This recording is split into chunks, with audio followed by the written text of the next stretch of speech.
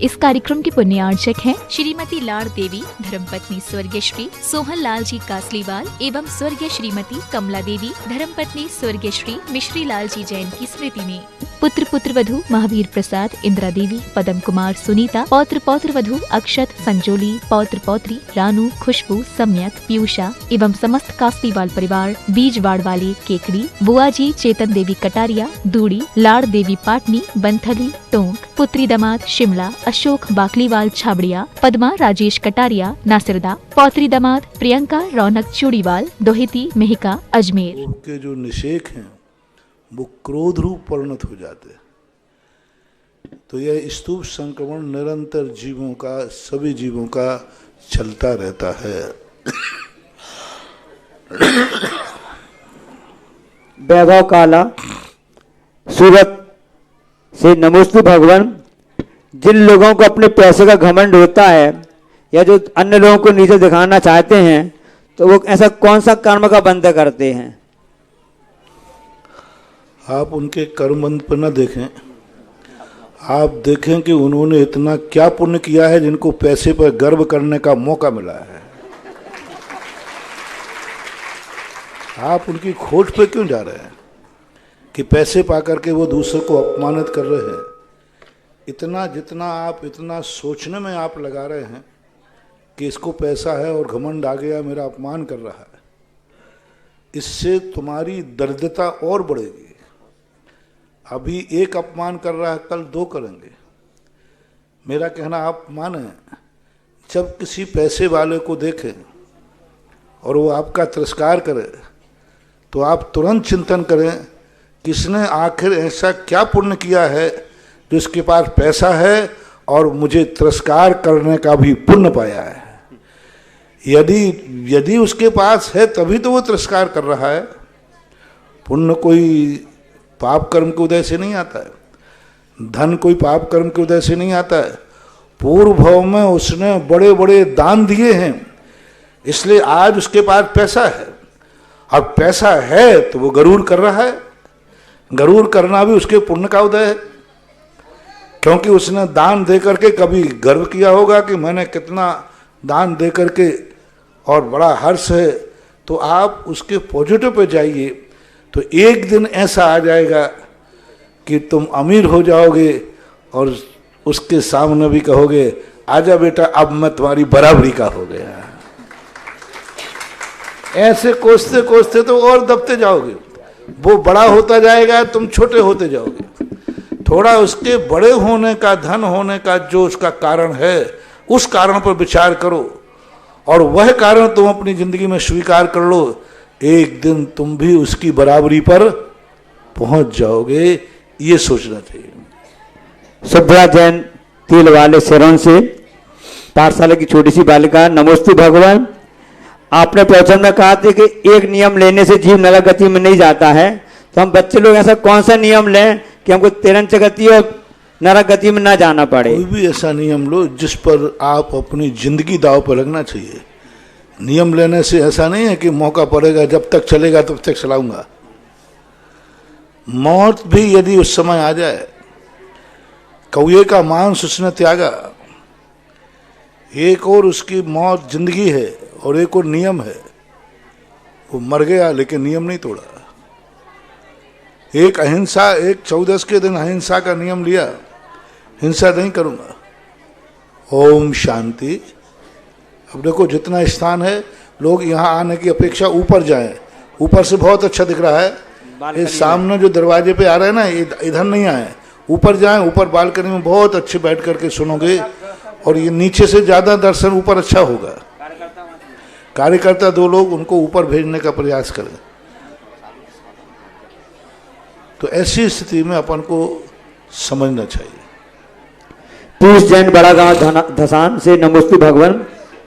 आपने प्रवचन में कर्तव्य करो, कर्ता मत बनो, तो इसका आशय हमको समझ में नहीं आया। कर्तृत्व जो होता है इसमें अहंकार होता है, और कर्तव्य में अहंकार नहीं होता। हमारी ड्यूटी है, हमें करना चाहिए। और कर्तृत्व में मैं ऐसा करूंगा तो उसमें संक्लेश होता है, हठता आती है, स्वपर के विनाश करने को तैयार हो जाता है। इसलिए कर्तव्य में और कर्तृत्व में अंतर जानना चाहिए। बसंती साहब भीलवाड़ा से, नमोस्तु भगवान। शतावधान शक्ति का क्या आशय है? शतावधान का अर्थ होता है 100 चीजों की स्मृति एक साथ रख लेता है। 100 प्रश्न एक साथ कर दीजिए और उसको स्मरण में रख करके एक एक का क्रम से उत्तर दे देगा। वो क्रम से जिस क्रम से दे, तो उसको शतावधानी एक शुद्ध के संबंध में वर्ण है। क्योंकि हम देख रहे हैं पूरा प्रवचन हाल खचाखच भरा हुआ है और हम अब ऑफलाइन प्रश्न के लिए सबसे पहले पूज्य मुनि श्री थोड़ा सा और आप पुराण सागर से निवेदन करेंगे कि अपनी जिज्ञासा रखने की महती कृपा करें। सभी लोग आगे सकते जाइए, आगे जाइए। महिलाएं थोड़ी सी और आगे जाओ। जल्दी 1 मिनट। बोलो शांतिनाथ भगवान की जय हो, जय हो, जय हो। खड़े होके खिसक जाएं, खड़े होके खड़े हो गए। देखो इतने लोग फिर पीछे वाले क्यों नहीं खिसक रहे? मुखमाटी रचयिता आचार्य परमेष्टि गुरुदेव की। थोड़ा सा इनको चैनल वालों को देख करके जगह आगे आओ, आगे खाली हुई है, थोड़ा जप के आओ। और आगे आओ, थोड़ा सा और आगे आओ। सचिन सिंह जी वो सबको ले लो आगे, थोड़ा आगे खिसक के आओ ना, वहीं की वहीं हो गए। पुरुष वालों को हमने यहाँ 10 फुट खिसका दिया, पीछे तो कुछ नहीं खिसके। पीछे कुछ नहीं खिसके, पीछे से थोड़ा और आगे आइए, थोड़ा सा और आगे आइए। आप आगे खिसको, आगे संचित सबको आगे खिसकाओ। चले अंग ठीक है, चलो। नमोस्तु महाराज जी, विजय शंकर। और प्रथम जिज्ञासा के लिए नमोस्तु महाराज जी, नमोस्तु महाराज श्री। आज का प्रसंग पे है कि आज अपना पिछी गिद्ध पक्षी के भी पंख रख सकते हैं और मयूर के भी, तो इसमें कौन से 5 गुण होते हैं कि जो अपन पिछी मयूर की लेते हैं? और जिन्हें साक्षात प्रोग्राम देखा उनको कितना पुण्य, जिन्हें टीवी देखा मयूर के पंख के जो गुण होते हैं, सबसे बड़ा गुण इसमें है कि इसकी जो पंखों के साथ जो हड्डी होती है वो बहुत दूर होती है, इसकी झालर होती है। एक गिद्ध आदि पंख मुलायम तो इससे भी ज़्यादा होते हैं, लेकिन उनकी जो नस होती है वो आखिरी तक होती है, तो पंख बाद में टच होंगे जीव को, वह जो नस है वो हड्डी टाइप की, वो ज़्यादा जीव को दुख देगी। और दूसरा ये कोमल होती है, मृदु होती है। आँख में यदि डाल दिया है, संसार का कोई भी बाल यदि आँख में अपन रगड़ करेंगे तो आँख में खून आ जाएगा, लेकिन मयूर का एक ऐसा बाल है जिसमें आँख में फेरने पर भी आँख में कुछ भी घाव नहीं पड़ते। इसलिए यह जीव कोमल होती है, मृदु होती है, हल्की होती है, बहुत हल्कापन होता है। पिछी के नीचे चींटी भी आ जाए तो उसको भार महसूस नहीं होता। और निर्लेप होती है, ये चिकन नहीं होती। जैसे कपड़े की आदि यदि चिकट जाए तो ये पूरी साल भर हम लोग पिछी को धोते नहीं हैं। पूरी साल भर में भी पिछी कितनी भी गंदगी हो जाए, सूखने के बाद झड़ा दो अपने आप छोड़ देती है। तो इस प्रकार से ये 5 गुण पिछिका के अंदर होते हैं, इसलिए जैन साधु। और दूसरा, किसी जीव को कष्ट देकर नहीं बनाई जाती। इसके जो पंख होते हैं वो खींच करके यदि पंख बनाए जाएंगे, मार करके यदि पंख बनाए जाएंगे, उनसे पिछी बन ही नहीं सकती, क्योंकि उनका पीछे का भाग इतना कच्चा होगा कि हम उसको जैसे छील करके बनाएंगे टूट जाएगा। इसलिए उसी पंख की पिछी बनती है जो पंख पक कर के मयूर स्वयं छोड़ देती है, इसलिए ये अहिंसक भी है, ऐसा मानना है। पूज्य मुनि श्री उत्तम सागर मणि से निवेदन करेंगे कि अपनी जिज्ञासा रखने की महती कृपा करें। पूज्य उत्तम सागर जी महाराज। नमस्तु भगवान, नमस्तु नमस्तु। भगवान आत्मा का स्वरूप आत्मा रूपातीत है, स्पर्श रस गंध से वर्ण से रहित है। तो समव शरण में जो आभा मंडल हो जाते हैं उसको कोई छू नहीं सकते भगवान को, इतने तेज आभा मंडल होती है। तो ये आभा मंडल के आत्मा के कारण हुई है क्या शरीर का ही ऐसे कुछ परिवर्तन हुआ है जिससे आभा मंडल बन जाती? पुद्गल का एक वर्णन है, जब कोई आत्मा कोई विशेष पवित्र होती है तो उसकी पुण्य प्रकृतियों के कारण से एक पौद्गलिक आभा मंडल बनता है।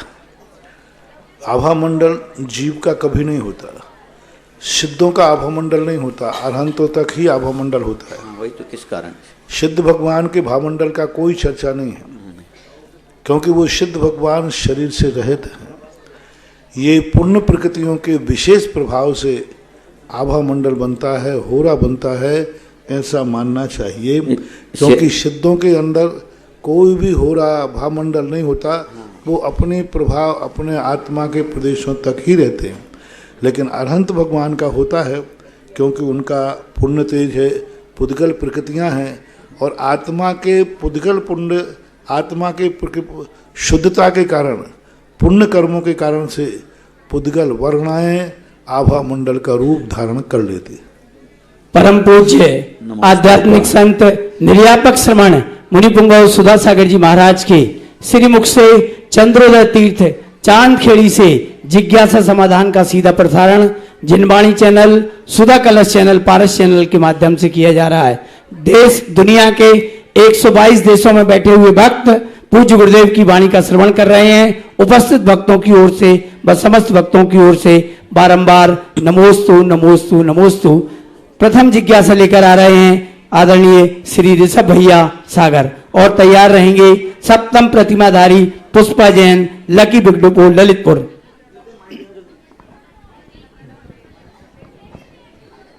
नमोस्तु गुरुवन नमोस्तु।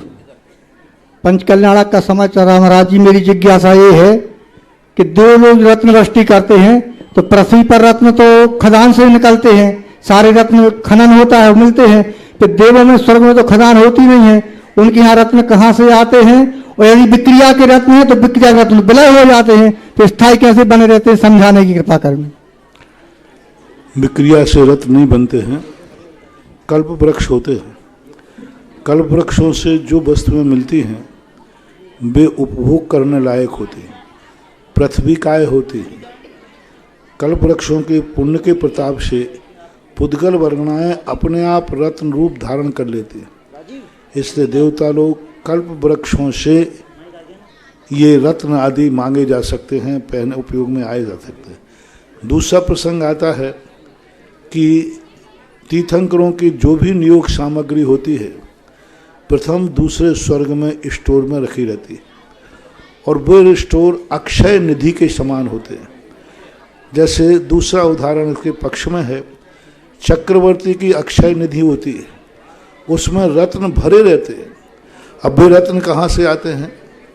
देवता के रत्न तो है नहीं, विक्रिया रत्न तो है नहीं। जैसे 9 निधियाँ अक्षय निधियों में से जितना चीज उसमें से जो निकालना चाहें वो निकालते जाते हैं, फिर भी खत्म नहीं होते। ये पुण्य के प्रताप से पुद्गल वर्णाएं अपने आप ये रत्न आदि का रूप धारण कर लेते हैं। जैसे चक्रवर्ती की 9 निधियाँ, भोग भूमि में कल्प वृक्षों के द्वारा मकान आदि निर्मित होना, और देवताओं के यहाँ समोषण की सामग्री का एक स्टोर होना। पूज्यवर नेमीचंद महाराज ने त्रिलोकसार में उल्लेख किया कि दूसरे स्वर्ग के अंदर एक करंड बना हुआ है, जिस करंड में तीर्थंकर के वस्त्र वहाँ से निकाले जाते हैं। अब तीर्थंकर जब वस्त्र निकालते हैं तो वो तीर्थंकरों के वस्त्रों में भी रत्न जड़े हुए रहते हैं तीर्थंकर के लिए। तो ये सारी चीज़ें पुद्गल पुण्य से पुद्गलिक परिणमन अपने आप हो जाता है। अगली जिज्ञासा रखेंगे सप्तम प्रतिमाधारी पुष्पा जैन, लकी बुक को, और तैयार रहेंगे परम गुरु भक्त बेगू विधायक श्री विवेक जी धाकड़। नमोस्तु महाराज जी, नमोस्तु महाराज जी, नमोस्तु महाराज जी। महाराज जी बड़े बेटा की और बहू की नमोस्तु नमोस्तु नमोस्तु। महाराज जी 5 लब्धियाँ होती हैं, क्षयोप समलब्धि, देशना लब्धि, लब्धि, क्षयोप समलब्धि और प्रयोग लब्धि और कर्ण लब्धि। महाराज जी ये किस जीव को होती हैं बताइए। ये आत्मा के परिणामों की वैरायटी है। जब व्यक्ति संसार के अशुभ कर्मों से, पापों से घृणा करने लग जाता है, बचने का प्रयास करता है, तो उसको बचने के रूप में उसके बंधे हुए जो कर्म होते हैं वो अशुभ कर्महीन हो जाते हैं। और दूसरा परिणाम उसके अंदर विशुद्धि जागती है कि मैं बुराइयों को छोड़ूं और अच्छाइयों को ग्रहण करूं। ऐसा जो परिणाम आता है तो ये विशुद्ध भाव कहलाता है। जब कोई व्यक्ति के निर्देशन में वह अपने कार्य को करना चाहता है तो देशन लब्धि है, और जो गुरु कहते हैं उसका प्रयोग में लाना प्रयोग लब्धि है, और जैसा गुरु ने कहा है वैसा ही तद्रूप क्रिया कर लग जाना, ये कहलाता है करण लब्धि। सम्यक दर्शन के पूर्व ये आत्मा के परिणामों को 5 नाम संज्ञाएं दी गई। जिज्ञासा रखेंगे विवेक जी धाकड़ और तैयार रहेंगी नेहा जैन। श्री देवादिदेव 1008 आदिनाथाय नमः, कुंद कुंद आचार्य नमः, विद्यासागर सागराय नमः, श्री सुधा सागराय नमः। सभी मुनि संघ को बहुत बहुत नमन, वंदन, अभिनंदन। आज पुनः मुझे लाभ मिला पिछी परिवर्तन का ये कार्यक्रम देखने का। एक सोपान और आप ऊपर गए हैं और उससे हमें और आशीर्वाद देंगे। आपके सागर में से कुछ बूंदें और आएगी। बेटी बचाओ बेटी पढ़ाओ ये एक बहुत बड़ा नारा है। ये बिटिया मेरे साथ है, कहा यह जाता है, और कहीं ना कहीं उसमें हम परिवर्तन करते हैं। कहीं ना कहीं वंश के लिए एक पुत्र रत्न की प्राप्ति की बात होती है। दूसरा निवेदन यह है कि दान की हम बात करते हैं, समय दान, विद्या दान। अभी आपने फरमाया दान के बाद मान और मान के बाद स्वाभिमान, पर कहीं ना कहीं एक स्वाभिमान को अभिमान के रूप में अन्य जो क्रिटिसाइज करने वाले लोग हैं वो करते हैं। किस रूप में हम उस स्वाभिमान की शक्ति से अपने आप को जीवित रखें और कहाँ हम अपने आप को उस अभिमान से दूर रखें, इस पर प्रकाश डालने का कृपा करें। सबसे बड़ी चीज होती है कि व्यक्ति अपने जीवन की उपयोगिता को नहीं समझ पा रहा। आज कन्या बचाओ कन्या पढ़ाओ का नारा क्यों देना पड़ रहा है? ऋषभदेव ने हमारे जैन दर्शन के अनुसार सबसे पहले कन्याओं को ही पढ़ाया, और उन्हीं के नाम से ब्राह्मणी और सुंदरी के नाम से ज्ञान की प्रसिद्धि हुई। 100 बेटे उनके और थे, उनके नाम से ज्ञान की प्रसिद्धि नहीं है जगत में, बेटी के नाम से। और जहाँ तक बेटी की बात है तो एक बेटी वह उपयोगी है सृष्टि के लिए जो जिसके भविष्य में एक पत्नी छुपी है, पत्नी के भविष्य में एक माँ छुपी है, और माँ के भविष्य में एक दादी छुपी हुई है। 3 आत्माएं छुपती हैं एक कन्या के अंदर। वही कन्या जाके पत्नी बनती है, पत्नी से माँ बनती है, माँ से दादी बनती है। जब ये 3 उपयुक्तताएं व्यक्ति समझ लेगा कि हम कन्या को उपेक्षा नहीं कर रहे हैं, हम एक पत्नी की उपेक्षा कर रहे हैं। हम एक पत्नी की उपेक्षा नहीं कर रहे, एक माँ की उपेक्षा कर रहे हैं, एक दादी की उपेक्षा कर रहे हैं। और ये 3 पद तो तुम्हारे जीवन में उपयोगी हैं। 3 पद तो आप चाहते हैं, दादी भी चाहते हैं, माँ को भी चाहते हैं, और संसारी प्राणी पत्नी को भी चाहता है। ये तीनों फल हैं, बीज तो बेटी ही है ना इन तीनों का।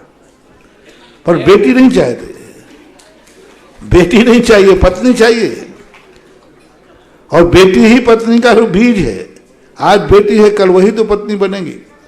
तो जब व्यक्ति उपयोगिता के माध्यम से इतना ज़्यादा स्वार्थी हो जाता है कि बीज को ठुकरा करके फल की इच्छा करता है, धीरे धीरे वह फलों से भी वंचित हो जाता है।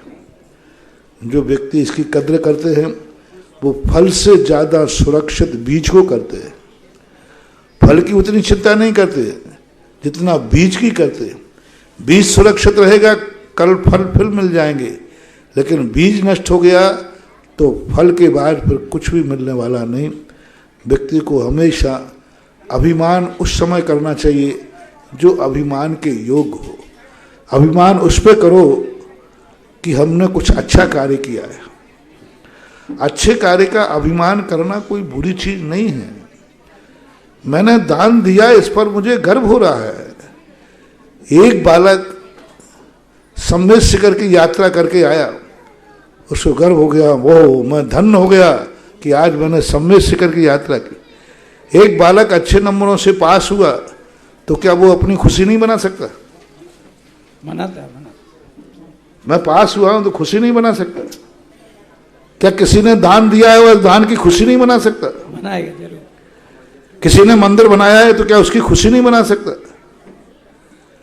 किसी ने किसी अस्पताल विद्यालय बना दिया तो क्या उसकी खुशी नहीं मना सकता? खुशी मनाने को तुम मान क्यों कहते हो? और मैं तुमसे कहता हूं चलो वो तो मान के लिए कम से कम दान दे ही रहा है, तुम उससे डबल मान के लिए दे दो। जय हो जय हो। मैं चलो दिलवाता हूं। एक व्यक्ति ने कहा महाराज जी ये नाम दे रहे हैं, सब नाम के लिए दे रहे हैं, आप नाम लिखते हो ना ये पाठिए पर, आप नाम बोलते हो ना शांति धारा में, इसलिए लोग बोली लेते हैं। मैंने कि भैया कल तू बोली लेना, मैं तेरा 2 बार बोलूंगा। जय हो चल 4 बार बोल, कर तो सही भला आदमी। उसका एक पाठिया लगा 1 फुट का, तू मंदिर बना, मैं तेरा 4 फुट को लगा दूंगा। अच्छे कार्य के लिए कोई खुशी मनाता है। लोग गलत ढंग से जो कश कर नहीं पाते हैं, जो कुछ नहीं कर पाते हैं, वे करने वालों की आलोचना करते हैं, ये तो मान कसाय है, क्योंकि वो स्वयं तो कर नहीं पा रहे, और जो कर रहे हैं उनको उसमें मान दिखता है। हर गरीब पैसे वालों की बुराई करता है। पैसे वाले मानी होते हैं, महाराज आपको पता नहीं ये किस ढंग से पैसे कमाते हैं, महाराज इनका मजा नहीं है, आपके सामने साफ बैठे हैं। मैंने कहा बेटा तुम्हें मौका मिलेगा तो। लालू ने एक बहुत अच्छी बात कही थी, बिहार के लालू ने कहा कि देखो आप लोग सब हमें बुरा कहते हैं, मैं बहुत बुरा आदमी हूं, तो जब मैं बुरा आदमी हूं तो हर बार मैं ही मुख्यमंत्री क्यों बनता हूं? लोग क्यों बनाते? तो उन्होंने कहा कि आप लोग कहोगे कि तुम गलत ढंग से वोटें डलवा के मुख्यमंत्री बनते हो, ये आरोप लगाओगे, तो हमें ये बताएं दुनिया में ऐसा कौन व्यक्ति चुनाव में खड़ा हो जिसको नकली वोट डलाने का मौका मिले और वो ना डाले?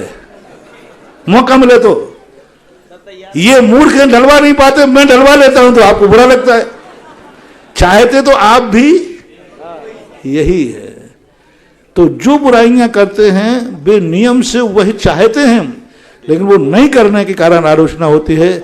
अच्छे कार्यों की यदि कोई व्यक्ति मान भी कर रहा है तो वह सम्माननीय है। आज अच्छे कार्यों के लिए यदि वो मान भी कर रहा है तो सम्मानीय। मान लो मंदिर बना करके मान कर रहा है तो सम्मानीय है। एक अस्पताल खोल करके मान लो मान कर रहा है, बहुत मान कर रहा है, साहब मेरा सम्मान करो मैंने अस्पताल खोला, तो बोलो वो मान से उसका सम्मान होना चाहिए? नहीं होना चाहिए। उसने मान किया तो क्या, तुम्हें तो कुछ उसने दिया ही है, दिया ही है।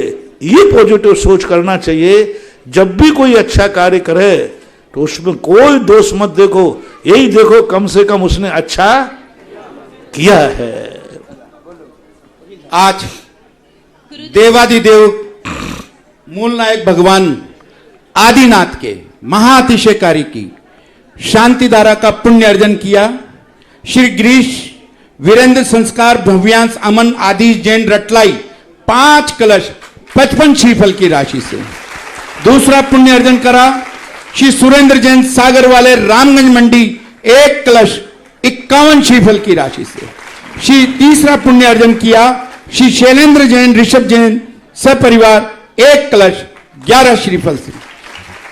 पंचकल्याणक महोत्सव में श्री जी पर शांति धारा का पुण्य अर्जन किया श्री डॉक्टर महेंद्र जी, आशा रानी जी पांड्या, संजय, रेणु, राजीव, दीप्ति, विवेक, पारसिनी, अक्षय, विजय, वेद, सुरेंद्र पांड्या परिवार इंदौर गुना अमेरिका ने 2 कलश 11 श्रीफल की राशि से पुण्य अर्जन किया। इसी के साथ में मंतुराम जी, ताराचंद जी, नरेश कुमार जी जैन जयंती परिवार ने 5 कलश 2 कलश 11 श्रीफल की श्री जी के ऊपर अभिषेक का पुण्य अर्जन किया।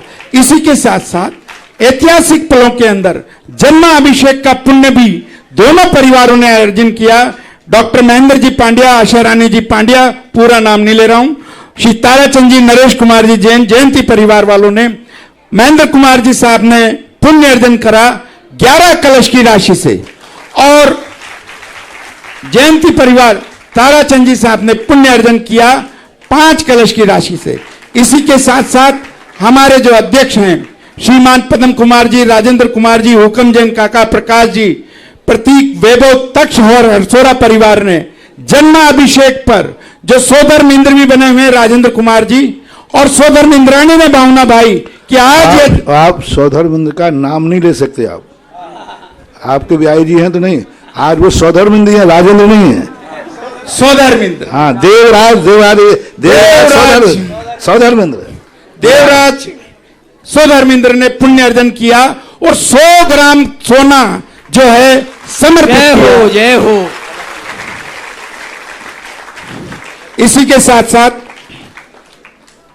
निर्यापक शमन मुनि पुंगव श्री सुधा सागर जी महाराज के आशीर्वाद से कमेटी ने भावना भाई है रजत में 24 भगवान का विराजमान करने का, जैसा निर्यापक शमन ने अपनी देशना और जिज्ञासा में बताया था कि कोटा में इतनी भव्य और आकर्षक जो है 24 ही है। आज एक मूर्ति का पुण्य अर्जन किया है। श्रीमती चंदा जैन, अरुण जैन, शीतल जैन, दर्पल जैन, अर्चना जैन, समस्त बघेरवाल परिवार इंदौर ने 15 कलश की राशि से आपने पुण्य अर्जन किया है। पधारे सभी परिवार और कमेटी के शीर्ष पदाधिकारियों से, अध्यक्ष जी, महामंत्री जी, सभी से निवेदन कि उनका अभिनंदन और स्वागत करें। इसी के साथ स्वर्गीय श्री गुलाब चंद जी जैन, मातेश्वरी सुशीलाबाई, सुनीता, ममता सेठिया, रिया खुशी, तिलक नगर ने भी एक मूर्ति का पुण्य अर्जन किया है 15 कलश की राशि से। अगर परिवार हो, सेठिया परिवार इंदौर वाले पधारें, गुरु चरणों में श्रीफल अर्पित करके आशीर्वाद प्राप्त करें। इसी के साथ में श्री निर्मल कुमार जी, मोगरीबाई, प्रकाश जैन, ज्योति जैन, नीतू जैन, धनोरा, आपने अभी अभी भावना भाई है 3 अंगूठी और 1 जोड़ी झुमकी यहां पर समर्पित की है चंद्रोदय श्रीफल के लिए। पधारे आप सभी लोग, श्रेष्ठ दानवे परिवार, और गुरु चरणों में श्रीफल अर्पित करके आशीर्वाद ग्रहण करें। और जिज्ञासा रखेंगे श्री सीलचंद जी अनोरा, तैयार रहेंगी डॉक्टर नूतन मेहता सूरत। गुरुदेव के चरणों में हाँ, त्रिवार नमोस्तु नमोस्तु नमोस्तु गुरुजी। गुरुजी, मेरी जिज्ञासा है, भावलिंगी मुनिराज क्या होते हैं? क्या पंचम काल में भावलिंगी मुनिराज होते हैं? और भावलिंगी मुनिराज वो जो द्वारिका भस्म की थी तो उनको क्रोध भी बहुत ज्यादा आता है क्या? भावलिंगी संत का अर्थ होता है जिनकी हर क्रिया में मोक्ष रहता है, हर क्रिया में कर्मों की निर्जरा होती है। कोई भी कार्य करेंगे उनकी दृष्टि एक ही रहती है, इस संसार से तर कर के मैं मोक्ष जाना चाहता हूँ। जब मोक्ष के लिए जो भी तपस्या क्रिया करता है मुनि, वह भावलिंगी कहलाता है। द्रव्यलिंगी वह कहलाता है जो मुनिचर्या तो पालन करता है लेकिन उसकी दृष्टि में मोक्ष नहीं रहता। सद्यहदि पत्यहदि रोचेदि पुणोपासेदि धम्मम भोग निमित्तम नातु कम्मक्षय निमित्तम। संसार की प्राप्ति के लिए वह धर्म की क्रियाएं करता है, वह द्रव्यलिंगी कहलाता है। दीपायन मुनि तक का जहाँ तक सवाल है, जब तक उनको क्रोध आया है, जब तक रिद्धि का प्रयोग है तब तक वो भावलिंगी ही थे, क्योंकि रिद्धियाँ 6ठे गुण स्थान तक, तेजस रिद्धि जो है वह 6ठे गुण स्थान में ही प्रकट होती है, ऐसा पूज्यवर वीरसेन स्वामी महाराज ने लिया। यानी जब तक वो तेजस रिद्धि है तब तक वो है, लेकिन जैसे उस रिद्धि ने आकर प्रवेश किया तैसे ही वो मिथ्या दृष्टि होकर के नरक चले जाते हैं। तो कुछ ऐसे नियम होते हैं, तो ऐसा मानना चाहिए, मुनियों को क्रोध करना नहीं चाहिए। जो नाराज हैं वे महाराज नहीं, और जो महाराज हैं वे नाराज नहीं। हमारे आचार्य से कहा करते हैं, क्रोध नियम से मुनित्वपने को सदोष बनाता है। क्या पंचम काल में भावलिंगी मुनिराज होते हैं? पंचम काल के अंत तक भरे दुष्यम काले, पूज्यवर कुंदकुंद भगवान ने अष्टपाहुड़ में 2 गाथाएं दी। पंचम काल के अंत तक आदिनाथ भगवान के प्रथम मुनि से लेकर के और निरंतर अभी तक बीच के 5-7 भगवानों में अंतराल पड़ा, शांतिनाथ भगवान के बाद से आज तक कभी इस भारत देश में ऐसा नहीं हुआ जिस समय कोई भावलिंगी संत न रहे हो। आप कहें कि पूज्यवर शांति सागर महाराज के पहले 500-600 वर्ष तक मुनि नहीं थे, उत्तर भारत में नहीं थे, दक्षिण भारत में मुनि महाराज थे। पूज्यवर शांति सागर महाराज के संबंध में एक शांति सागर चरित्र लिखा वंशीधर जी सोलापुर वालों ने। उसके अंदर उन्होंने लिखा कि एक सिद्ध सागर नाम के दिगंबर मुनि थे, जिनको पूज्यवर शांति सागर महाराज अपने गृहस्थ अवस्था में उनको कंधे पर बैठाल करके बैन गंगा पार कराते थे। कोई गंगा नदी वहाँ है, तो भली वो थोड़े सदोषता को लिए हों, लेकिन भावलिंगी पंचम काल में सदा थे, हैं, और अभी 18,000 वर्ष तक भावलिंगी संत रहेंगे। जय हो जय हो। जिज्ञासा रखेंगे शीलचंद जी अनोरा, और तैयार रहेंगी डॉक्टर नूतन मेहता सूरत। ललितपुर से शीलचंद जैन अनोरा परिवार का मेरे गुरुवार ज्ञान रथ के सारथी निर्यापक मुनि पुंगव श्री सुधासागर महाराज परिवार नमोस्तु नमोस्तु नमोस्तु। गुरुवार पहले शास्त्र तो होते नहीं थे, न हस्तलिखित थे, न छपते हुए थे, लेकिन शास्त्र छपना कौन सी शताब्दी से शुरू हुआ, और इसके लिखने का अधिकार आचार्य को, मुनि को, श्रावक को, पंडित को या किसको है जो आगम के साथ लिख सके, और हम लोग उसको कैसे समझें कि आगम का से ही शास्त्र है। व्यक्तियों का क्षोभ सम इतना तेज होता था कि लिखने की जरूरत नहीं पड़ती थी। हालांकि लेखन क्रिया का कार्य ऋषभ देव ने सिखा दिया था मसीह के अंदर, असी मसीह के अंदर, लेकिन फिर भी धार्मिक शास्त्रों को लिखने की जरूरत नहीं पड़ी, क्योंकि गुरु परंपरा से जो ज्ञान मिलता था वो स्मरण में रख लेते थे। बाद में धीरे धीरे जाकर के ईसा शताब्दी 100 वर्ष पहले इस बात को सबसे पहले पुष्पदंत भूत बलि ने महाराज ने लिपिबद्ध किया, लिखा। उसके बाद फिर उन पर टीकाएँ प्रतिलिकाएँ होती गईं। मूल रूप से जनवाणी लिखने का अधिकार यदि देखा जाए तो नियम से दिगंबर मुनि को ही है। दिगंबर मुनि के अलावा उनमें आचार्य, उपाध्याय, साधु तीनों आते हैं, तो तीनों के लिए लिखने का है। गृहस्थों को लिखने का अधिकार सबसे पहला गृहस्थ ने, किसी ने कुछ थोड़ा बहुत लिखा तो 7वीं शताब्दी में धनंजय कवि ने। धनंजय कवि के पहले का कोई भी गृहस्थ का कोई भी ग्रंथ किसी का भी देखने को नहीं मिलता। सबसे पहले पंडित जी धनंजय कवि ने लिखा। उसके बाद फिर 12वीं शताब्दी में पंडित आशाधर जी हुए राजस्थान के। उन्होंने 1232 के अंदर उन्होंने कुछ ग्रंथों को लेखन का कार्य किया जो मांडलगढ़ के थे। उसके बीच में फिर बहुत सारे फिर भट्टारक आते गए और ये लिखते गए, लेकिन गृहस्थों का जो लिखने का क्रम था ये इसी पंचम काल की देन है। आर्यिकाओं के जहाँ तक प्रसंग था, आर्यिकाओं का कोई भी ग्रंथ इस 19वीं शताब्दी या 20वीं शताब्दी के पहले नहीं मिलता। पंडितों ने तो लिखे लेकिन स्त्रियों ने कोई ग्रंथ लिखे, किसी आर्यिका ने कोई ग्रंथ लिखे, कोई छुलिका ने ग्रंथ लिखे, ऐसा ग्रंथ हमें अभी तक कोई भी आर्यिकाओं के ग्रंथ देखने में नहीं आए। इस 19वीं शताब्दी के पहले की बात कर रहा हूँ, कहीं देखने में नहीं आया। तो ये दोनों मूल रूप से मुनिराज ही। उसके बाद जो काल दोष के कारण मुनियों का अभाव होना, उनकी स्मृति शक्ति कमज़ोर होने से विद्वानों ने भी कुछ ग्रंथ लिखे हैं और लिखे गए। जब से ये लेखनी विद्वानों के हाथ में आई तब से मतभेद भी बहुत हो गए और अनेक प्रकार के अर्थ के अनर्थ भी होते गए।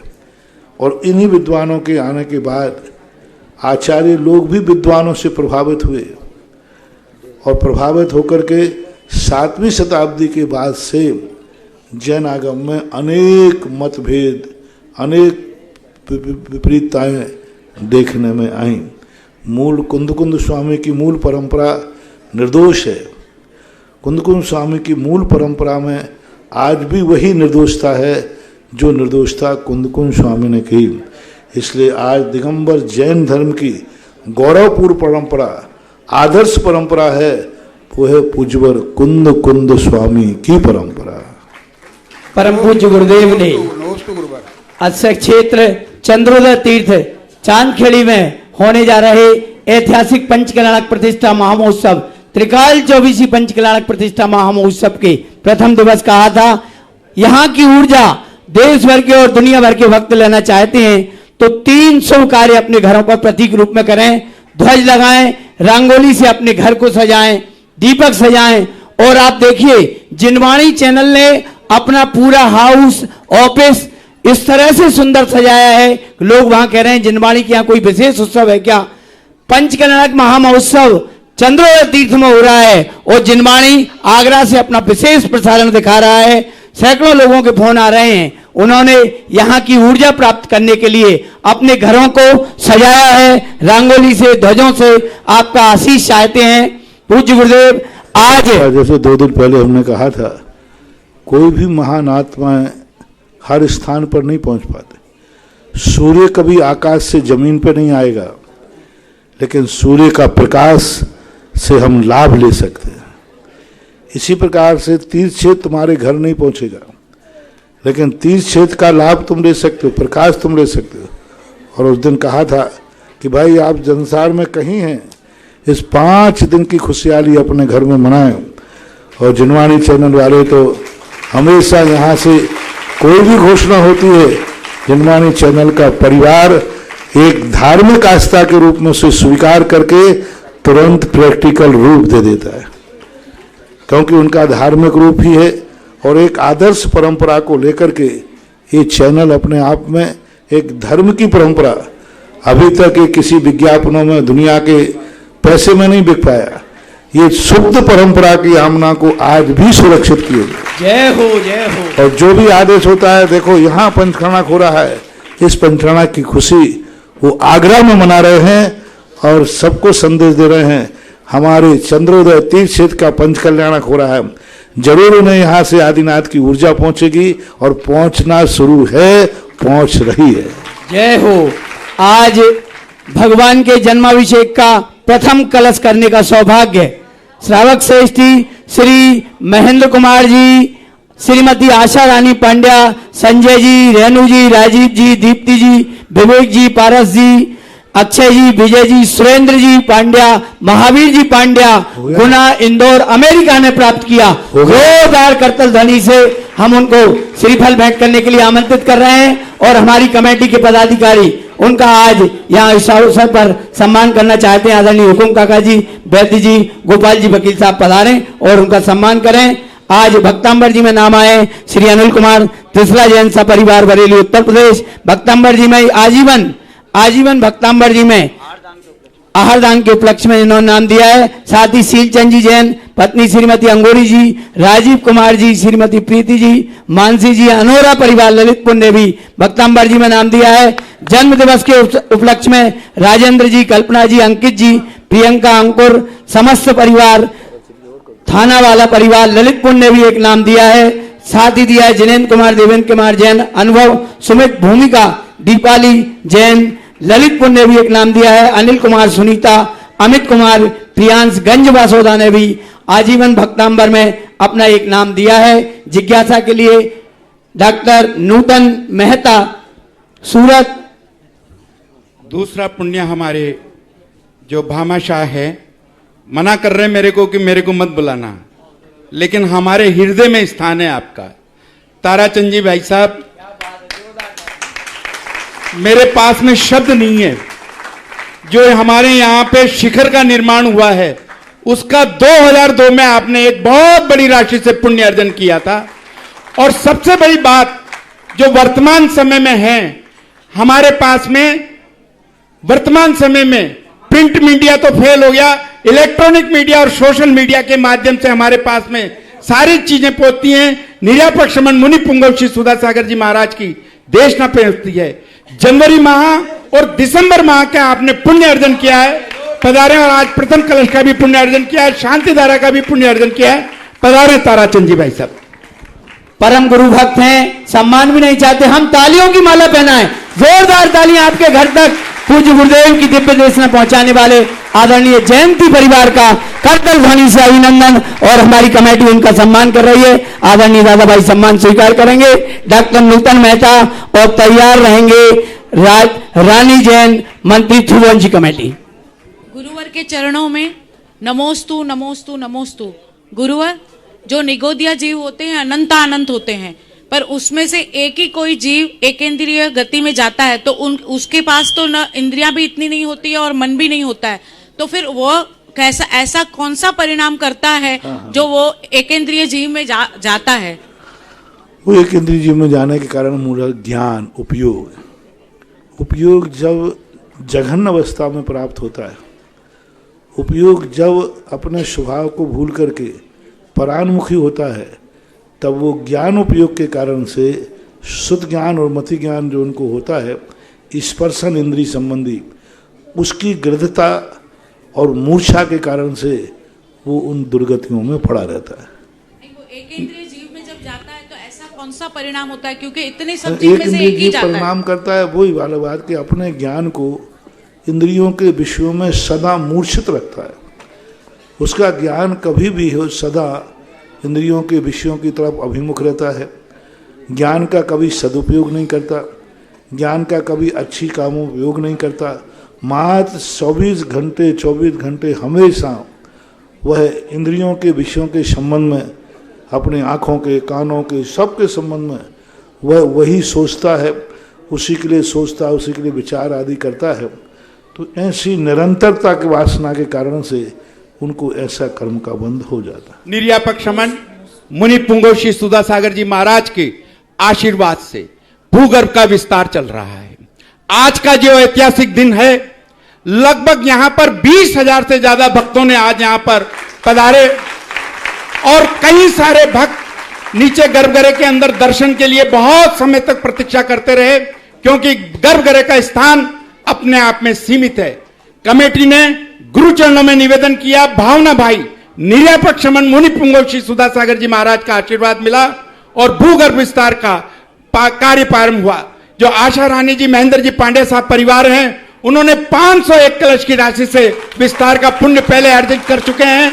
महानुभाव जो भी इस गर्भगृह के अंदर पंच बीजाक्षर रीम शिलाएं जो कि मंत्री थे, संकट मोचक है, विराजमान करना चाहे हमारे पास में नाम प्रेषित कर सकते हैं। एक शिला 5100 रुपए की और 5 शिलाएं 21,000 रुपए की है। इसी के साथ देवादिदेव श्री आदिनाथ भगवान के समक्ष असीम कालीन भक्तामर विधान का भी निर्यापक शमन मुनि पुंगव श्री सुधा सागर जी महाराज के आशीर्वाद से चल रहा है। जो भी पुण्य अर्जन करना चाहे 51 श्रीफल की राशि से हमारे पास में नाम प्रेषित करें। आज सुबह मैं देख रहा था, जब मैं वहां से पूजन करके लौटा, लोग दर्शन करने के लिए बहुत लंबी लाइन थी, और क्योंकि अभी एक गेट है, बस यही लाइन को मैं सोच रहा था कि अगला महोत्सव जब यहाँ हो तो लोगों को लाइन नहीं लगाना पड़े। जय हो जय हो जय हो। बड़ा अद्भुत काम कमेटी कर रही है और मेरी भावना है कि आदिनाथ भगवान के लिए कई बार ऐसी परिस्थितियाँ आती हैं।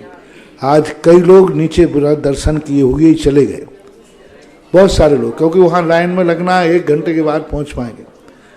तो ऐसी स्थिति में अब जो आपका कार्य हो रहा है, सब लोग भावना भाव कि अगला जब भी यहाँ कोई कार्य हो तब तक तुम लोगों को गर्भगृह में जाने के लिए ऐसी सुविधा हो कि किसी को कोई दिक्कत नहीं। महाराज जी, आज जो है इन ऐतिहासिक पलों के अंदर हजारों की संख्या में लोगों ने आज अध्यक्ष जी से निवेदन किया कि भाई हमें जो है नीचे भूगर्भ में जो विराजमान है अमूल्य निधि, विश्व में ऐसी कहीं प्रतिमाएं नहीं है, चंदा प्रभु भगवान, पार्श्वनाथ भगवान, अरियंत भगवान, इनके दर्शन भी मिल जाए तो हमारा जीवन धन्य हो जाए। तो सब कह रहे आज ये पंच कल्याणक के पिछी प्रथम हुक्म, आज पंच कल्याणक के पिछी परिवर्तन में ये हाल है, मूर्ति निकल जाती तो क्या हाल होते ये तो सोचो।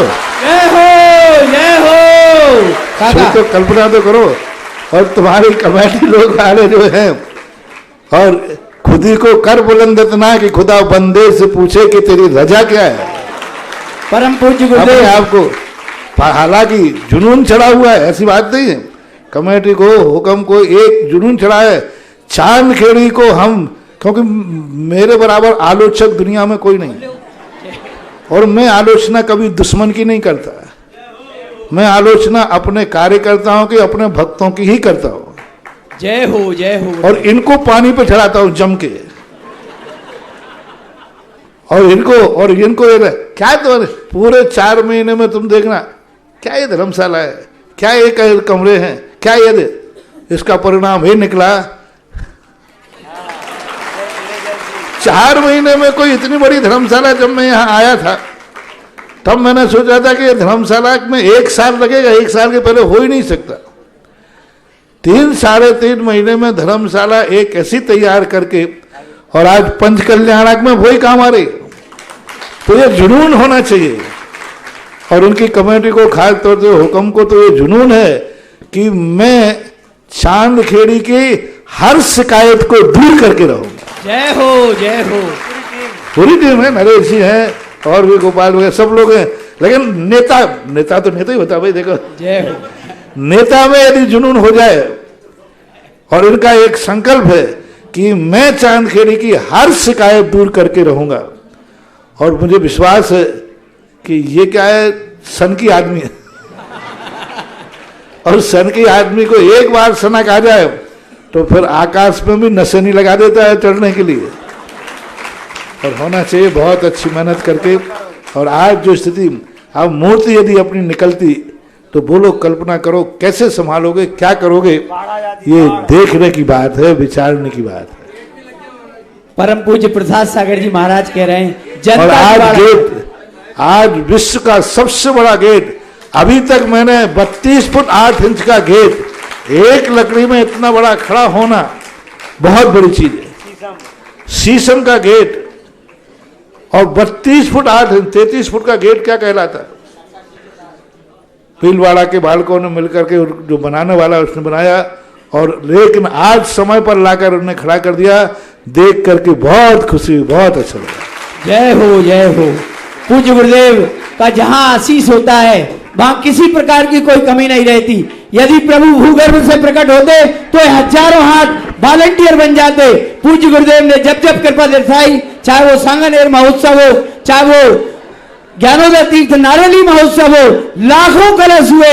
गुरुदेव एक ऐसा मौका आएगा, हमारे काका का श्रावक श्रेष्ठी जयंती परिवार अभिनंदन कर रहे हैं, जब गुरुदेव की आवाज होगी तभी यहाँ महामहोत्सव होगा, होगा होगा और होगा। गुरुदेव की छत्र छाया में हम प्रभु चंद्र प्रभु के दर्शन करेंगे, जैसा कि आज अभी पिच्ची परिवर्तन में दर्शन कर रहे थे। आज भक्तांबर जी में एक नाम दिया है, श्रीमती उषा राजेंद्र कुमार जी, झंडा परिवार, नेहा जैन, सचिन जैन, आरोन आए श्रीफल भेंट करें। हुकुम जी काका आज अपने उद्गार व्यक्त कर रहे हैं, मैं उनसे अनुरोध करूंगा आदरणीय काका कुछ कहें।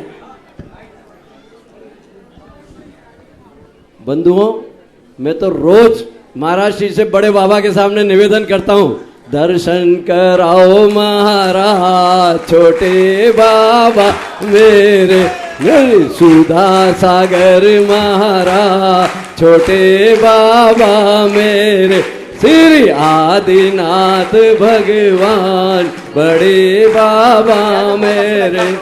आज मैं आप सबकी ओर से पूज्य महाराज श्री के श्री चरणों में निवेदन करता हूँ कि दर्शन कराओ महाराज छोटे बाबा मेरे, श्री सुधा सागर महाराज छोटे बाबा मेरे। नमोस्तु भगवान, नमोस्तु भगवान, नमोस्तु भगवान। जब हम लोग यहाँ आए थे तो इसी शर्त से आए थे। आते ही महाराजों ने महाराज से निवेदन किया, गुरुदेव 3 शर्त लेके आए हैं। आपके सानिध्य में हमें पंच कल्याण देखना है, आपके सानिध्य में पिंची परिवर्तन करना है, और आपके द्वारा वो भूगर्भ की मूर्तियों का दर्शन हमें करना है। लेकिन 2 तो शर्तें मांगे, हमारा पूर्ण हो गई, 1 बची है। और जब हम मूर्ति ले पिंची परिवर्तन समय लेके आ रहे थे ना, उसी समय कहा, मैंने कहा गुरुदेव भले जमीन के नीचे से नहीं दिखाया, ये तो दिखाई दिया आपने तो। हड़ताल करने वालों की सारी मांगे पूरी कर ली जाए तो हड़ताल करने वालों की आदत बिगड़ जाती है। पूज्य महाराज श्री, इतनी जनता क्या, लाखों की तादाद में जनता आ जाएगी तो भी हम उसकी व्यवस्था करेंगे, हम पूरी कमेटी तैयार है। और पूज्य महाराज श्री के चरणों में उस समय 15 दिन जब मूर्ति निकली थी, उस समय कुछ भी नहीं था, तब संभला है, तो अब तो महाराज जी पता नहीं क्या होगा। पूरी कमेटी की ओर से महाराज जी आपके चरणों में, श्री चरणों में निवेदन कि भगवान जल्दी से जल्दी चंदा प्रभु भगवान, पारसनाथ भगवान जो भूगर्भ गुफा में विराजमान है उनके दर्शन हमें प्राप्त हो। नमोस्तु भगवान, नमोस्तु भगवान, नमोस्तु भगवान। और आज पूरा खानपुर सजा हुआ था भगवान के जन्म कल्याणक महामहोत्सव में। 500 से अधिक पचरंगा ध्वज हर शहर की हर गली में लगे हुए थे। ऐसा अलौकिक दृश्य परम पूज्य गुरुदेव के श्री आशीर्वाद से ही संभव हो सका। जिज्ञासा रखेंगे रानी जैन मंत्री, थुवन जी कमेटी और खानपुर की समाज भी कैसा भी कुछ हो, अंदर से तो मैं खानपुर समाज को, जब भी कभी खानपुर के चांदखेड़ी का कोई भी कार्यक्रम होता है, पूरी समाज महिला बच्चों से एक साथ जुड़ जाती है।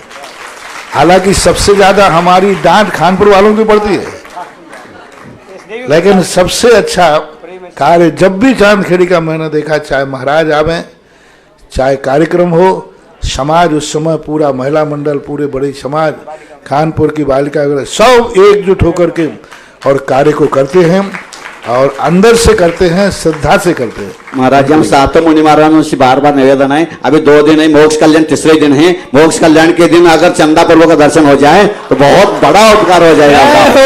जय हो। पूज्य गुरुदेव से सभी भावना भारे रानी भाई।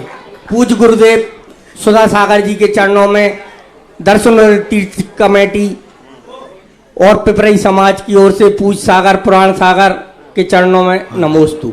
हे भगवान, हमें सामूहिक पुण्य क्रियाएं करते हैं जैसे पंच कल्याणक, विधान, विमान, इनका सामूहिक लाभ होता है क्या महाराज जी? और आज पूरी दर्शनों तीर्थ क्षेत्र कमेटी, अशोकनगर युवा वर्ग और समूचा अशोकनगर जिले के सबसे ज्यादा लोग आए हैं। मैं चाहता हूं सभी अशोकनगर जिले के लोग एक बार तालियां बजाकर अपनी उपस्थिति दर्ज करा दें। हे गुरुदेव, ये सबका सामूहिक लाभ होता है क्या होता है? मेरी जिज्ञासा का समाधान। सामूहिक का लाभ बहुत बड़ा लाभ होता है। शादी 2 लोगों की होती है, एक बच्चे बच्ची की, फिर सारी बारात को इतना को क्यों बुलाते हो? क्या मतलब पड़ा रहता है? शादी 2 लोगों को करना है, दोनों लोग इतनी सारी बारातों को इकट्ठे, दोस्त को, यारों को, रिश्तेदारों, सबको बुलाते, और जो नहीं आता है तो आप बुरा मानते। अरे वो नहीं आया तो तुम्हारी रोटियां बच गई, वो नहीं आया तो एक गिफ्ट बच गई, वो नहीं आया तो तुम्हारी उसकी सेवा बच गई, तो तुम्हें तो खुशी मनाना चाहिए। लेकिन आप लोगों को जब कोई नहीं आता तो कैसा लगता है? बुरा लगता है, और कहते साहब आप नहीं आए। क्यों? क्योंकि कोई भी कार्य करने के लिए अनुमोदना चाहिए, कृत से कार्य नहीं होता। कितने लोग इसके समर्थक हैं, उस समर्थन से उसमें ताकत आती है, शक्ति बढ़ती है। सामूहिक एक व्यक्ति अकेला अभिषेक करता है और एक पूरा सामूहिक मंदिर में अभिषेक होता है। आज मंदिरों में पहले अभिषेक होते थे अपने अपने ढंग से, जो गया ठाकुर जी को उठाया और कलश ढाला, जाओ भगवान के कलशों की, भगवान की नहीं, और पहुंचा और रखा। दूसरा आया तो हमने ये आपके मंदिरों में देखा है, सारे भारत में देखता हूं, सुबह 6 बजे से लेकर के भगवान बैठ जाते थे 10 बजे, जो आया अपना कलश लिया, ढाला, और इससे कुछ नहीं हो रहा था। जब मैंने लोगों से कहा यही अभिषेक आप जो अलग अलग कर रहे हो, ये मिलकर के एक साथ करो पूरी समाज, फिर 6 महीने के अंदर इसका चमत्कार देखो। आज सारे मंदिरों में अतिशय अतिशय बरस रहा है। जय हो। सारे अभिषेक करने वालों को लाभ। वही गंधोदक है जो पहले था, वही गंधोदक है जो आज है। वह गंधोदक का कारण है सामूहिक रूप से बहुत बड़ा कार्य होता है सबका। आज जैसे इनके बच्चों की बात कही, आज देखो अशोकनगर के युवा मंडल ने कितनी मेहनत करके कितनी बड़ी प्रभावना की। पिछली तो हम कैसे भी बदल सकते, हम अपने कमरे में बैठ के बदल लेते, लेकिन आज जो सारे जगत में और यहां से देखने वालों से ज्यादा अच्छा देख रहे थे टीवी पर, क्योंकि यहां तो लोग लेकिन फिर भी जो आंखों से दृश्य देखा जाता है वो टीवी तो टीवी होता है, वो तो मजबूरी होती है। बहुत बड़ी प्रभावना बच्चों ने की, और आज बिजोलिया के बच्चों ने भी अपनी आर्मी को लाकर के जन्म कल्याणक के जुलूस में एक बहुत अच्छा कार्य किया। जय हो, जय हो। बच्चों तो ये सब युवा मंडल पहले थे, पहले हर गांव के युवा मंडल इसलिए बनाए जाते थे, महिला मंडल, युवा मंडल, ये सब इसलिए प्रभावना के लिए ही थे, बनाए जाते थे और इनको जीवित रहना चाहिए। ये मंडल, ये कार्यक्रम अपने हम धर्म की प्रभावना करेंगे। धर्म जितना हरा भरा होगा, फल और छाया तो अपन को ही मिलना है ना। भगवान में जितना अतिशय आएगा उससे भगवान को लाभ नहीं है, लाभ तो अपन को है। धर्म के वृक्ष को जितना हरा करोगे, छाया और फल अपन को उतनी ही मिलेगी, ऐसा जान। इस चातुर्मास में रजतमयी ध्वजा स्थापित करने का सौभाग्य मिला था। श्रावक श्रेष्ठ भाई राजीव जी लकी ललितपुर परिवार को आज उपस्थित हैं और मैं चाहूंगा कि हमारी कमेटी आदरणीय वकील साहब आनंद भाई। कल ही मैं गढ़वाला में गया तो मैंने अभी सब चला गया, चातुर्मास ध्वजा कैसे रह गई? आज ठीक, बहुत अच्छा लगा, ध्वजा की महानुभाव परिवार ने भगवान को चांदी की टेबल दी। हाँ। और एक ध्वजा का परिणाम आज रजतमयी ध्वजा बरसाई किया। चले लक्की जी ने जो है सवेरे जो हम अभिषेक करते हैं, बहुत खूबसूरत जो चांदी की टेबल है उसका भी पुण्य अर्जन किया और चतुर्मास का जो मांगलिक स्थापना महोत्सव था उसमें ध्वजा का भी पुण्य अर्जन किया। ऐसे हमारे दानवीर लक्की भैया का करतल ध्वनि से अभिवादन करें, स्वागत करें। और इसी के साथ में जो महेंद्र जी ने भक्ति कलश विराजमान किया था वो भी पधारें, महाराज जी से आशीर्वाद प्राप्त करके कलश स्वीकार करें। और जीवनधर जी कासलीवाल आप भी पधारें। लकी भाई ने सुधा का सागर अंग्रेजी संस्करण है, इसका भी पुण्यार्जन किया है। जोरदार तालियों से हम अपने साथी लकी जी का अभिनंदन करते हैं। लकी भाई ने आज एक साथ 3 पुण्यार्जन किए। शांति धारा, रजत टेबल, रजत ध्वजा का आपने पुण्यार्जन किया है। कमेटी आपका अभिनंदन कर रही है और जिज्ञासा रखेंगे शैलेंद्र जैन लखनऊ और तैयार रहेंगे अनिल जैन कामनी।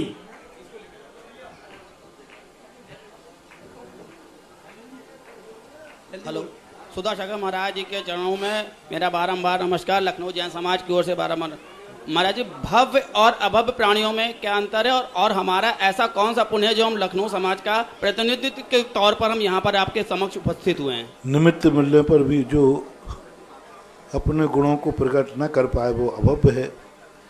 निमित्त मिलने पर जो अपनी शक्ति को उद्घाटित कर देता है वो भव्य है। श्री अनिल जी कामनी और तैयार रहेंगी कुसुम जैन सांगली महाराष्ट्र। कुसुम जैन महाराष्ट्र तैयार रहेंगी जिज्ञासा के लिए। अनिल कामनी जी शीघ्रता करें। कुसुम जी जब तक आप करिए। नमस्तु महाराज श्री, नमस्तु नमस्तु नमस्तु महाराज श्री। आज कुमार बालक का जन्म हो गया। आज कुमार बालक का जन्म। माइक चालू करो भाई, उनका माइक हिंदी में बोले महाराष्ट्र में। कुमार बालक का जन्म हो गया और सभी जगह महाराष्ट्र कर्नाटक में माता पिता का उम्र ज्यादा होता है, उसको भी बालक हो सकता है क्या? वो कह रहे हैं माता पिता की कोई सीमा, उम्र की सीमा होती है क्या? इतने उम्र बढ़े बुढ़ापे में बच्चे कैसे होंगे? माता पिता की उम्र की सीमा क्या होती है? भगवान के माता पिता स्थापना निक्षेप होता है। स्थापना निक्षेप के कारण से किसी भी अवस्था में अपन स्वीकार कर लेते हैं। हालांकि आपका प्रश्न सही है, जब तक बच्चे पैदा करने की ताकत है उसी में एक कम करके तीर्थंकर को पैदा करें तो थोड़ा मामला अच्छा है। हाँ, कोई कहे कि भाई हमारे 2 बच्चे होना है, हम एक पैदा करेंगे। बोले एक कौन? बोले भगवान के माता पिता पढ़ेंगे तो एक भगवान हमारा बेटा होगा। तो ऐसा कोई संकल्प कर ले तो बहुत श्रेष्ठतम श्रेष्ठ है। लेकिन फिर भी अब स्थापना निक्षेप से इन सब व्यवस्थाओं के माध्यम से कर लिया जाता है। अंतिम जिज्ञासा रखेंगे अनिल जी कामनी गुना। महाराज श्री नमोस्तु नमोस्तु। माइक पास से बोले। नमोस्तु नमोस्तु नमोस्तु। गुना से चौधरी कामनी परिवार का समस्त मुनि संघ को नमोस्तु। महाराज जी, मेरी जिज्ञासा है, अभी कौन बनेगा करोड़पति एपिसोड में एक 13 वर्ष की बालिका ने अद्भुत शिक्षा प्राप्त की है। उस बालिका को आंखों पे पट्टी बांधने के बाद वो बालिका किसी भी प्रिंटेड चीज को नाक से सूंघ कर पढ़ती है और आंख पर पट्टी बांधने के बाद किसी भी वस्तु के रंग को हाथ हाँ, से मैंने टटोल देखा है, कर पढ़ती है। मेरे सामने भी एक प्रश्न हुआ था। तो मैं पूछना ये चाहता हूँ कि ये आधुनिक शिक्षा पद्धति की उपलब्धि है। आगम से तो कोई बाधा नहीं, क्योंकि हर पौद्गलिक चीज में वर्ण होता है, स्पर्श होता है, गंध होती है। जितने भी पुद्गल हैं ये सब शब्द है, ये पुद्गल की पर्याय है। सब पुद्गल होने पर इनके एक वहाँ है तो सब हैं। यदि रूप है तो वहाँ गंध भी है, स्पर्श भी है और वर्ण भी है। आप उसको पकड़ने की एक कला चाहिए। जैसे हमने एक दिन कहा था कि आपका अक्षर का है, इस का स्वाद होता है, कैसा है, खट्टा है, मीठा है, आदि है, ये स्वाद होता है। लेकिन हर व्यक्ति स्वाद को नहीं पकड़ पाएगा। तो वो उनको एक शिक्षा दी जाती है कि उस शिक्षा के माध्यम से, ऐसे ही नहीं अपने आप नहीं किया, उनको पढ़ाई होती है, उनको पढ़ाया जाता है और उस शिक्षा के माध्यम से वो उसको समझ लेते हैं। कलर को भी जान जाते हैं, बिना आँखों के कलर जान जाते हैं, क्योंकि उस कलर के साथ में कौन सा स्पर्श होता है वो ज्ञान उनको करा दिया जाता है। आइए आरती की बोली चाहूंगा, 1 मिनट में आरती की बोली रखेंगे। इस कार्यक्रम के पुण्यार्चक थे श्रीमती लाड़ देवी धर्मपत्नी स्वर्गीय श्री सोहन लाल जी कासलीवाल एवं स्वर्गीय श्रीमती कमला देवी धर्मपत्नी स्वर्गीय श्री मिश्री लाल जी जैन की स्मृति में।